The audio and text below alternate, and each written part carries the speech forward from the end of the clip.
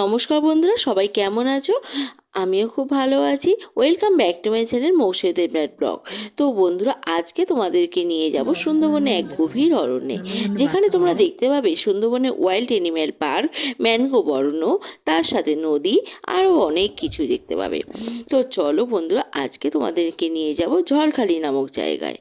তো বন্ধুরা, প্রথমেই ভিডিওর শুরুতেই আমি বলে রাখি, আমার পরিবারে যারা নতুন বন্ধু আছে অবশ্যই আমার চ্যানেলটা সাবস্ক্রাইব করে আমার পাশে থাকো, আর লাইক কমেন্ট অবশ্যই দিয়ে তোমরা পুরো ভিডিওটা দেখো। আশা করি তোমাদের পুরো ভিডিওটা ভালো লাগবে। তো দেখো বন্ধুরা, ট্রেন ধরবো বলে সোনাপুর প্ল্যাটফর্মে দাঁড়িয়ে আছি। তো তোমাদের ভিডিও শুরুতেই বলে রাখি বন্ধুরা, এখানে কিভাবে যাবে তোমরা। তো তোমরা যে যেখান থেকেই যাও না কেন, শিয়ালদা হয়েই তোমাদের আসতে হবে। শিয়ালদা থেকে যে ক্যানিং ট্রেন ধরে তোমরা আসতে পারবে। এখানে টাইম লাগবে মোটামুটি 1 ঘন্টা 40 মিনিট কি 45 মিনিট, ঠিক আছে। তো দেখো, আমি ট্রেন ধরে নিয়েছি, ট্রেনে উঠে গেছি। ট্রেনটা বেশ ফাঁকাই ছিল বন্ধুরা। তো দেখো, তোমাদের সাথে কথা বলতে বলতে আর বাইরে প্রকৃতি দেখতে দেখতে চলে আসলাম ক্যানিংয়ে। আর ক্যানিংয়ে বন্ধুরা বিশাল বড় বাজার আছে কিন্তু, ঠিক আছে। তো এখানে দেখো, ফলের মার্কেটের উপর দিয়েই রাস্তাটা। তো এই জায়গাটা হাঁটতে না আমার খুব ভালো লাগে, চারিদিকে ফল আর ফলের সুগন্ধ। তো দেখো, আমরা হাঁটতে হাঁটতে বাস স্ট্যান্ডের দিকে চলে যাচ্ছি। এখান থেকে বেরোলেই এখান থেকে বাস যায় মুখের ধার থেকে। তো বন্ধুরা, আমার কিন্তু কপালটা বহুত খারাপ। তো বাসটা কিন্তু ভীষণ ভিড় ছিল। তো বন্ধুরা, আমি আজকে বাসে করে যাব না, তবে তোমাদের সব কিছুই জানাবো। বাসে কিন্তু টিকিট ভাড়া মাত্র 50 টাকা, এখান থেকে ঝড়খালি বাস স্ট্যান্ড অবধি। তো সময় লাগে বন্ধুরা 2 ঘন্টা মতো। তো বন্ধুরা, বাসটা ভীষণই ভিড় ছিল। আমি যেহেতু 2 ঘন্টা পর দাঁড়িয়ে যাব, সেই জন্য আমি উঠলাম না ভিড় বাসে। তো আমি যাব বন্ধুরা ম্যাজিকে করে। তো ম্যাজিকটা ধরতে গেলে বন্ধুরা একটু এগিয়ে যেতে হবে। এগিয়ে গেলেই আমরা ওখান থেকে ম্যাজিক ধরবো। তো দেখো, ম্যাজিকটা একটু পরে ছাড়বে বলে আমরা এখানে তো ম্যাজিকের মধ্যেই বসেছিলাম। তো দেখো, সেই ছোটোবেলার আইসক্রিমগুলো এখানে দেখতে পেয়ে গেছি বন্ধুরা। তো দেখো, এই আইসক্রিমগুলো কিন্তু সেই ছোটোবেলায় খেতাম, জানো তো। খুব মনে পড়ে গেল সেই ছোটোবেলার কথাটা। তো তাই তোমাদের সাথে শেয়ার না করে পারলাম না বন্ধুরা। তো দেখো, আইসক্রিম খেয়ে নিলাম, পেপসি। আইসক্রিম মানে কি, পেপসি। তো দেখো, পেপসি খেয়ে শরীরটা ঠান্ডা করে তারপরে এখান থেকে এই ম্যাজিকে করে চলে গেলাম ঝড়খালির উদ্দেশ্যে। তো বন্ধুরা দেখো, অনেকটাই টাইম লেগে কিন্তু প্রায় 2 ঘন্টা তোমাদের বাসে লাগে, মানে বুঝতে পারছো। বা আর এতে মোটামুটি ওই 2 ঘন্টা একটু বেশি লেগেছে। তো দেখো, একদম কাছে নামিয়ে দিয়েছে। আর এখান থেকে বন্ধুরা আমরা দেখো নেমে গেছি, নেমে রাস্তা ধরে হাইটে চলেছি। আর দুপাশে জঙ্গল বন্ধুরা। দেখো, এখান থেকে একটু খানিকটা হেঁটে গেলেই কিন্তু আমরা পার্কে পৌঁছে যাব, যেটা ম্যানগ্রোভ ওয়াইল্ড অ্যানিম্যাল পার্ক। তো দেখো, দুধারে ম্যানগ্রোভ অরণ্য দিয়ে মাঝখানে পথ। দারুণ লাগছিল না বন্ধুরা? তো চলো, গল্প করতে করতে আমরা এগিয়ে যাই, এগিয়ে গিয়ে দেখি। তো দেখো বন্ধুরা, এখানে একটা ঝড় বাংলো বলে পুরোটাই কাঠের তৈরি। দেখো, সুন্দরবন উন্নয়ন পর্ষদ এটা বানিয়েছে। আর এখানে দেখো স্ট্যাচু, গেট, এখান থেকে গেট, কী লেখা, Sundarban wild animal park Jharkhali. রোদে কতটা বুঝতে পারছো আমি জানি না, আমি তুলে যাচ্ছি। এখানে হরিণের একদম স্ট্যাচু লাগিয়ে দিয়েছে এখানে। তো আমি এখান থেকে প্রবেশ করছি, এবার আস্তে আস্তে দেখতে পাবো। তো এখান থেকে কিন্তু অটো আছে, আমরা ওখান থেকে অটো পেলাম না। আমরা একটু ম্যাজিকে করে, হ্যাঁ বাসে করে যদি আসতাম তাহলে ওখান থেকে অটো পেতাম। তো আমরা একটু ম্যাজিকে করে এসেছি, তো কাছাকাছি নামিয়ে দিয়েছে, ওই জন্য হেঁটে চলে আসলাম। বেশি সময় লাগলো না, 10 মিনিট মতো। সেটাই তো বলবো। আর একটু হাঁটতে হবে মনে হচ্ছে। না, এই তো চলে এসেছি। এখানে আবার এটা কি সব থাকে, কাজ করছে তার। তো দেখো, এটা এখানে শেষ আর কি, অটো স্ট্যান্ড শেষ। তো দেখো বন্ধুরা, এটা হচ্ছে গই বক্স, তাই না? গৈমুখ, হ্যাঁ। তো এই দেখো, এখান থেকে কিন্তু নদীর জল যাচ্ছে, এখন মনে হয় জোয়ার টাইম। তো দেখো, জোয়ারের জল উঠছে, আর এই দেখো একটা নৌকা বাঁধা রয়েছে। তো আমরা রাস্তা দিয়ে যেতে যেতে দেখলাম এটা হচ্ছে গই বাক্স। এই দেখো, এখান থেকে জলটা আসছে। তো চলো, রাস্তা দিয়ে যাচ্ছিলাম, পাশে এটা দেখলাম একটা নৌকা দাঁড়িয়ে আছে।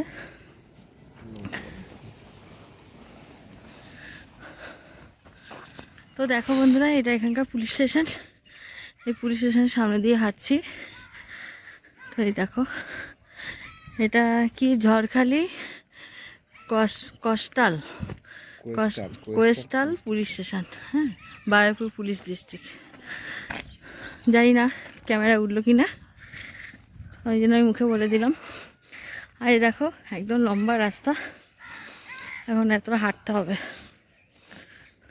প্রচণ্ড রোদ দেখতে পাচ্ছ। আর এই দেখো রাস্তার দুধারে পুরো একদম জঙ্গলের মতো গাছ। আর এই দেখো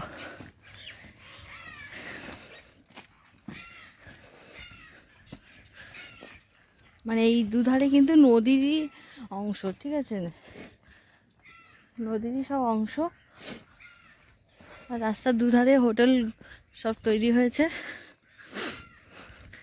পরিবেশটা ভালো, কিন্তু বিকেলের দিকটা খুব ভালো লাগতো, রোদটার জন্য খুব অস্থির অস্থির লাগছে। তো দেখো বন্ধুরা, আমরা কিন্তু পার্কের একদম সম্মুখে চলে এসেছি। তো দেখলে না কতটা রোদ, আর এই রোদে না একদম হাঁপিয়ে গেছি জানো তো। তো দেখি না কদবেল মাখা বিক্রি হচ্ছে। তো এই গরমে কদবেল মাখা কার না খেতে ভালো লাগে না বলো তো। তো আমি সাথে সাথেই কদবেল মাখা কিনে নিলাম, আর এই কদবেল মাখাটা খেতে খেতেই পার্কে প্রবেশ করব। তো চলো বন্ধুরা, অবশ্যই তোমরা সাথে থাকো আর দেখতে থাকো পার্কের কত টাকা ভাড়া।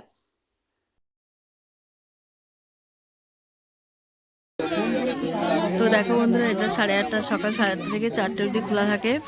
আর টিকিট ভাড়াটা কত? 30 টাকা করে। দেখি একটু মাথা সরে এসো। তো দেখো বন্ধুরা, আমরা পার্কের মধ্যে ঢুকে পড়েছি, আর পার্কের মধ্যে ঢুকেই ফার্স্টে আমার চোখে পড়লো বাচ্চাদের জন্য বিভিন্ন ব্যবস্থা। তো বাচ্চাদের জন্য এখানে, বাচ্চাদের এনজয়মেন্টের জন্য এখানে কিন্তু বিভিন্ন ব্যবস্থা রাখা আছে। দেখো স্লিপ রাখা আছে, দোলনা রাখা আছে, সবটাই বাচ্চাদের। বড়দের জন্য দোলনা নেই। তোমরা তো যারা জানো, আমি তো দোলনা চড়তে ভীষণ ভালোবাসি। তো বড়দের জন্য দোলনা নেই বলে আমার মনটা একটু খারাপ হয়ে গেছিলো জানো তো। তো দেখো আস্তে আস্তে আমরা ভেতর দিকে প্রবেশ করছি, আর এখানে বসার জায়গাগুলো দারুণ লেগেছে আমার। আর তোমরা যদি ফ্যামিলি নিয়ে আসো বা বাচ্চাদের নিয়ে আসো, এখানে কিন্তু এনজয়মেন্টের দারুণ জায়গা। আর ফ্যামিলি নিয়ে বসেও তোমরা আড্ডা মারতে পারবে, এখানে টাইম কাটাতে পারবে। আর এই পার্কটা তো কখন খোলা কখন বন্ধ সবই তোমাদের জানিয়েছি। তো চলো তোমাদের সঙ্গে কথা বলতে বলতে দেখো ভেতরের দিকটা প্রবেশ করলাম। আর এখানে আছে বন্ধুরা বাঘ, কুমির, আগে হরিণ ছিল, এখন হরিণ আমি দেখতে পেলাম না, হরিণটা নেই। সম্ভবত সামনে যে আয়লা হলো না বন্ধুরা, ওই আয়লার পর থেকে কিন্তু এখানে জীবজন্তু কমে গেছে জানো তো। তো এখানে অনলি ফর বাঘদের এনে রাখা হয় চিকিৎসার জন্য জানো তো। যে বাঘ ধরো জঙ্গলে অসুস্থ হয়ে যায়, অসুস্থ হলে তো সবার মধ্যে দিয়ে রাখা হয় না, তো সেই সময় এখানে এনে তাদের সেবা শুশ্রূষা করা হয়, চিকিৎসা করা হয়।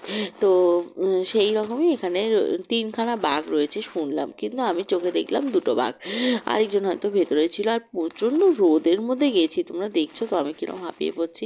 আর তোমরা শীতকালে যাবে, ভীষণ এনজয় করতে পারবে। শীতকালেই তো ঘুরতে ভালো লাগে বলো। তো দেখো আমরা আস্তে আস্তে বাঘের জায়গাতেই পৌঁছে গেলাম। তো জানি না তোমাদের দেখাতে পারলাম কি না, সবাই বাঘ বাঘ করে চিৎকার করছে জানো তো। আমি চোখে দেখতে পাচ্ছি না কোথায় বাঘ কোথায় বাঘ। তারপরে দেখলাম অনেকটা দূরে ঢুকে আছে, আর চারদিকে যা বন জঙ্গল হয়ে আছে না, বাঘের কান টান নড়ছে, সব বলছে, আমি তো চোখে ধরতেই পাচ্ছি না। আর ক্যামেরা ধরা তো দূরের কথা। তো দেখো তোমাদের জানি না কতটা দেখাতে পারবো, তবে আমি কিন্তু নিজের চোখে দেখেছি বাঘ ঘরের মধ্যে ঘুরছিল আর সিঁড়ি দিয়ে নামলো, এরকম পজিশানগুলো দেখেছি বুঝেছো। তো বেশ বড় সাইজের বাঘটাই কিন্তু রয়েছে, 2টো বাঘ দেখলাম, আরেকজন মনে হয় ভেতরে ছিল। তো চলো দেখতে থাকো আর এনজয় করতে থাকো। আর এখানে কুমিরগুলো তোমরা দেখতে পাওনি, হয়তো পাবে না, কিন্তু চোখে দেখতে পাবে।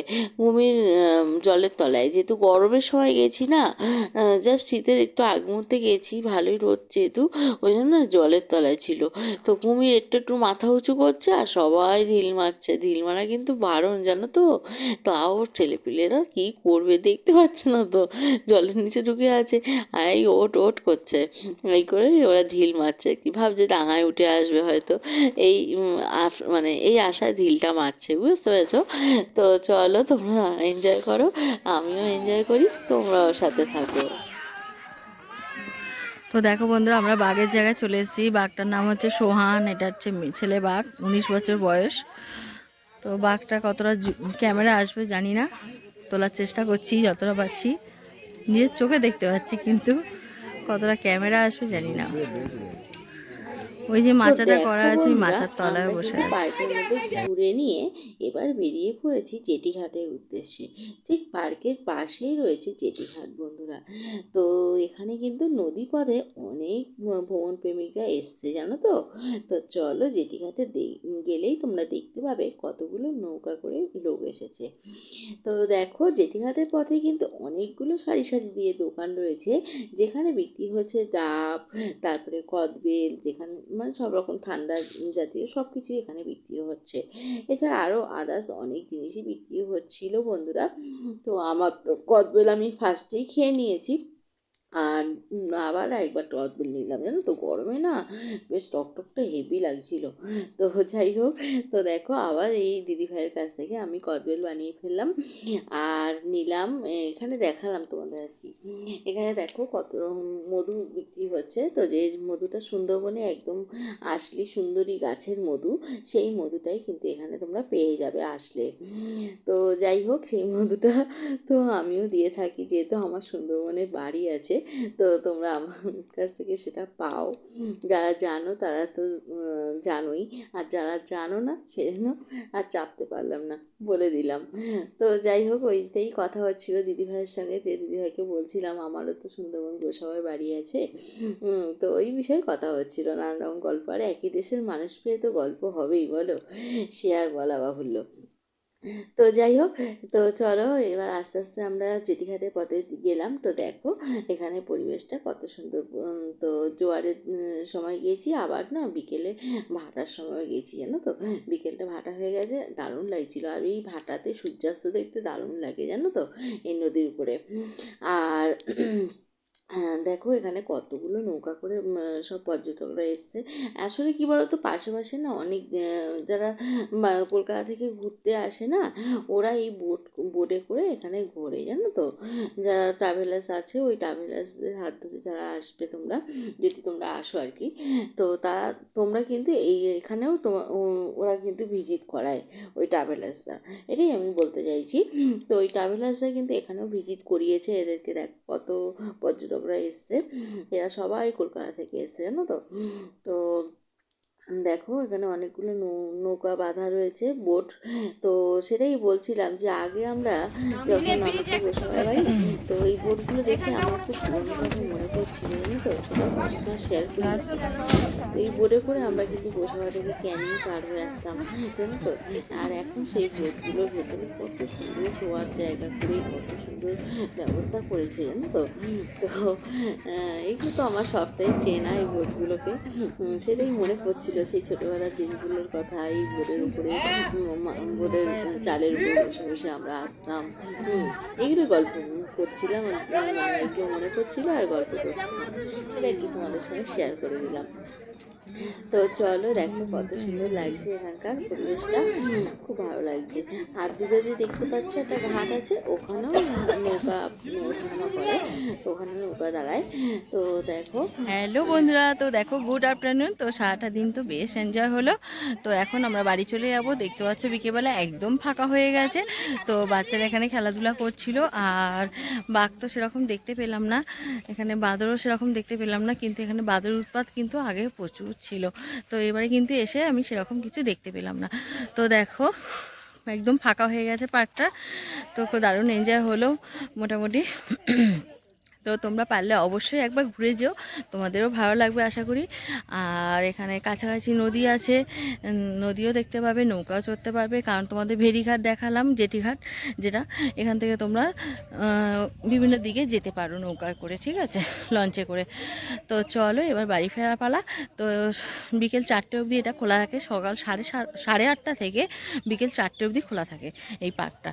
তো চলো এবার বাড়ি চলে যাই। তো চলো এখনকার মধ্যে আমি এবার ওখান থেকে গাড়ি ধরবো, অটো না, অটো ধরতে হবে।